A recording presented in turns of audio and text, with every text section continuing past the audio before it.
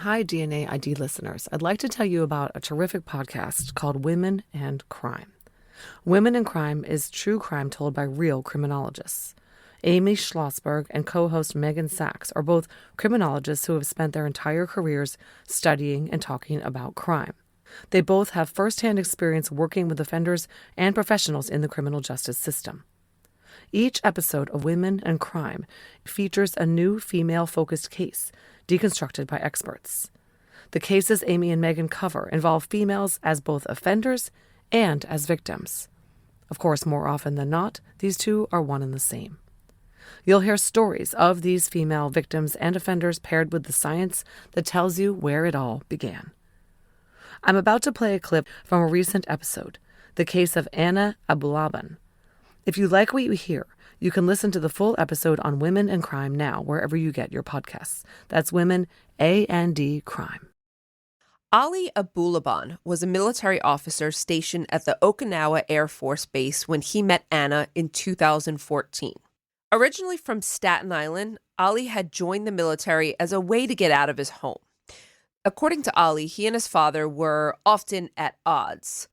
Though his family was Muslim, Ali wasn't really that interested in the religion or the traditional lifestyle that accompanied it, From a young age, Ali was interested in the entertainment industry, and he was very good at performing, which in some ways upset his father. I don't think his father viewed that as, traditional hard work.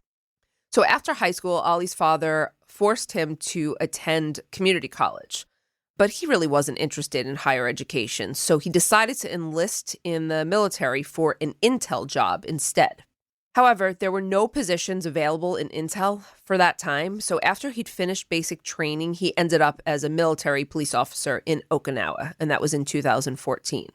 Which is where, at the age of 21, Ali was instantly smitten by a young, vivacious woman named Anna. Though Anna had been born in the Philippines, she was raised in Okinawa as her father was stationed there as a naval contractor. Anna had a very tight-knit group of friends who described her as a bright, shining light.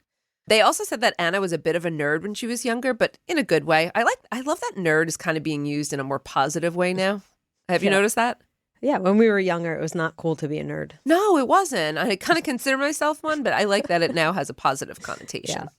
Yeah. But she liked, video games and computers, stuff like that. So I think that's where the description came from. But Anna was the kind of person who made people gravitate towards her because of her sweet disposition. So it's no surprise that Ali was attracted to Anna. They spoke for about 2 months before their first date. But once they went out, they became exclusive pretty quickly. But while they were both smitten, there were definitely red flags early on, with one incident in particular being reported on. Now, Amy, the details of this incident depend on the source. They vary. But all reports agree that while drinking too heavily, Ali assaulted Anna and her friend while having an argument. The nature of the assault is unclear, and Ali's version is that it was some type of accident where he fell. He didn't really mean to grab Anna. I believe what actually happened was that he did grab Anna, and a friend of hers, a male friend, intervened. Mm-hmm. Whatever the story is, these claims must have been substantiated in some way because Ali was discharged from the service. And it wasn't exactly a dishonorable discharge. It was more of a voluntary discharge. So rather than face a court-martial, he agreed to discharge from the service. So there were no criminal charges filed? No. Okay. After his discharge, Ali moved back to live with his family in Bristow, Virginia. But he quickly found work in IT as he was computer and tech savvy. Despite the assault as well, Anna and Ali remained in a relationship. How long were these two together at this point? Yeah, at this point, it wasn't that long. A matter of, I'm going to say, months. And is there an age difference between these two? They were around the same age. Okay. Yeah, not a if there is, it's not a significant one. Okay. Now, while they were still together, Anna and her family moved back to the Philippines. And not long after, Anna discovered that she was pregnant with Ali's child. While she wasn't sure what to do, and she wasn't sure how he would feel about it, Ali was pretty excited about the pregnancy. He wanted a family, and he wanted to be with Anna. So he committed to supporting Anna and began the process of bringing her to the United States on a marriage visa. That's not a quick process, though. It's actually a long one. So while they waited for the visa, Ollie would go to the Philippines to visit Anna during her pregnancy. And 9 months later, they welcomed their daughter, Amira. Ollie was there for the birth of his daughter. I love that name. I love that name, too. Yeah. It took 9 more months for the marriage visa, but once it was obtained, Ollie moved Anna and Amira to the U.S., where they quickly got married. At first, they lived with Ollie's family, but he worked for a good IT company and made decent money, so after a while, they were able to move into their own home. But while he was good at his IT job, his real passion was in content creation on social media. Remember I talked about how he liked performing?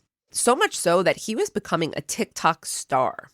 What does that entail exactly? Like, is it a certain amount of followers that makes one a star? Yeah, that's what I learned. Like, if you get verified on Instagram, it's like you become legit. And then on TikTok, if you get a certain number of downloads, certain number of followers, and if you get others who are, known as stars as well to mention you or to recommend you, it's like you've arrived, you've made it.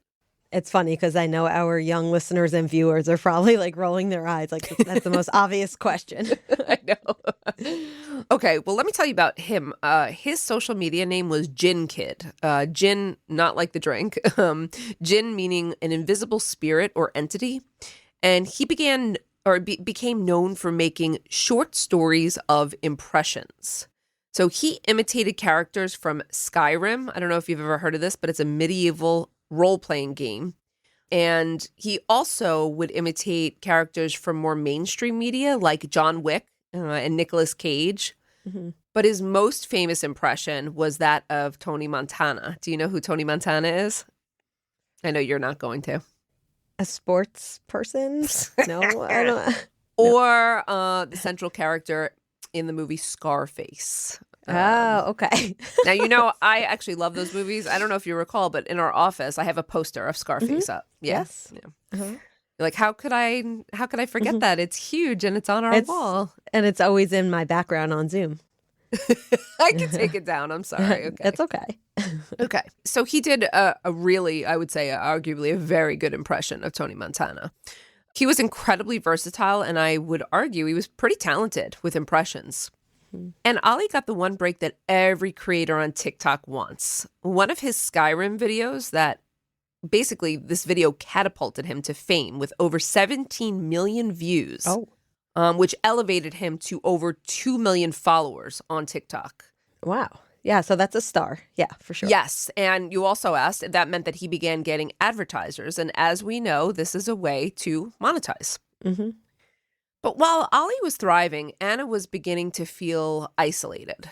While she often helped him with his content creation and even appeared in some of the videos, she was really far from her own family. And though she liked Ollie's family, she never really saw anyone else. She raised Amira, she helped Ollie with his career, but she didn't have a network of her own. So when her friends invited her to visit San Diego in 2020 and Ollie agreed, she was ecstatic. Like, she was just thrilled. She fell in love with San Diego because who wouldn't, right? Yeah. I mean, Yeah. I love San Diego as well. James is from there. And when we go, it's just like I would never probably leave. Mm-hmm. So when Anna took this trip, when she got home after she returned, she told Ollie that she loved San Diego and she really wanted to move there. And to her surprise, he supported this decision pretty quickly. As a TikTok star, though, being in California meant more access to opportunities because he was interested in TikTok, but he was also interested in entertainment in general. So they moved to downtown San Diego, a building known as the Spire, and they lived on the 35th floor overlooking the beach in downtown San Diego. How nice. Sounds perfect. Right? I know. Yeah. Life seemed good for the couple, and of course on social media, it looked perfect. Ollie posted a dance video of the two of them that said, "When your relationship is drama-free." And it looked like they're dancing and having fun, and they look really happy. But behind the scenes, it wasn't drama-free. In fact, it was becoming dysfunctional and even dangerous.